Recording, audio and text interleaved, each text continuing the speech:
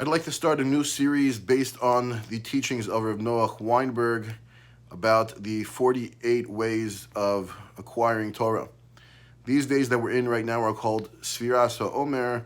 It's the time that we count the Omer, the time that we count the period between Passover, Pesach, and Shavuot, the 7 weeks that we were taken out of Egypt and we were led up to the giving of the Torah at Sinai. And each day represented something else that we worked on for that day. And it's a very time of Kabbalistic learning, but also of a time of that the children of Israel, the times of the Bible, and then subsequently throughout the years, throughout all ages, worked on different things to work on themselves, to say that Passover was a time that we acquired new love for Hashem and a new appreciation for different things in life. And we have to solidify that before we get to the giving of the Torah. Now, in the Ethics of the Fathers, it also says that there's 48 ways to acquire Torah.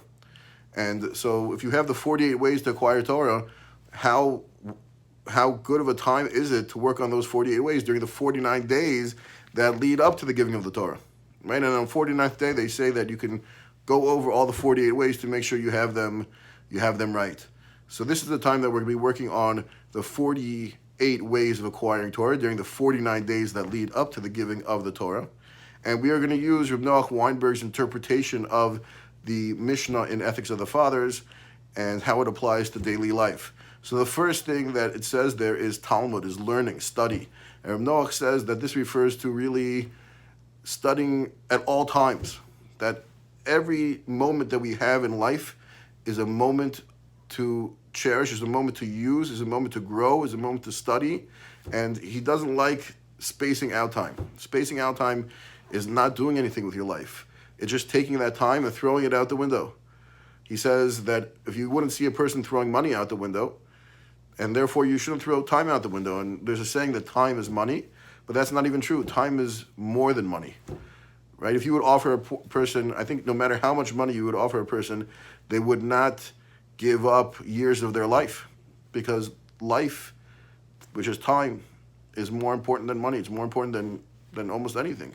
Life is so important, and time is our life.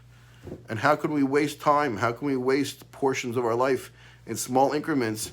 We don't really think about it. But if we would add up all the time that we've wasted, that we haven't used to live, it would be years. It would be years. And society really does this to us. Society tries to numb us and to make things that we can just pass time in order that we don't think about necessarily our lives and what we should be doing and our goals and what we're accomplishing, and TV and internet and all these things, sitting on a phone, except of course if you're watching my videos, but all these other things just take up time. Mindlessly doing something, taking up time, and it doesn't make you a better person, it doesn't make you grow. So he says that the first thing, Talmud, is really, there's different ways to interpret this, but he says it's learning, it's studying, it's using all your time to study. And that might mean thinking about something while you have 5 minutes. It doesn't necessarily mean looking at a book. It could be just thinking about life, thinking about relationships, thinking about, he says, if you're in the dentist's office, think about how wonderful it is that you have teeth and what would happen if you didn't have teeth, and just an appreciation for God, the fact that he created us and that we're with teeth and that we're healthy. So we can use all the time to grow and to study. And of course, time, again, is more expensive than money. It's more precious than money. You couldn't buy lives of people's years. They wouldn't sell it to you. So let's use the time that we have to really, in a productive way, to do things, to grow, to study Torah, to study about Judaism, to study about life, to study things around us, but not just to waste it away aimlessly without really putting thought into it. And that's the first thing that he says, that's the first thing that we have to do to try to acquire Torah, to try to get ready ourselves for Shavuos and to acquire Torah. And of course, Torah is life. So these are the 48 ways that a person has to go through, a person has to think to acquire Torah, which is acquiring the key to life, the way life that should be lived.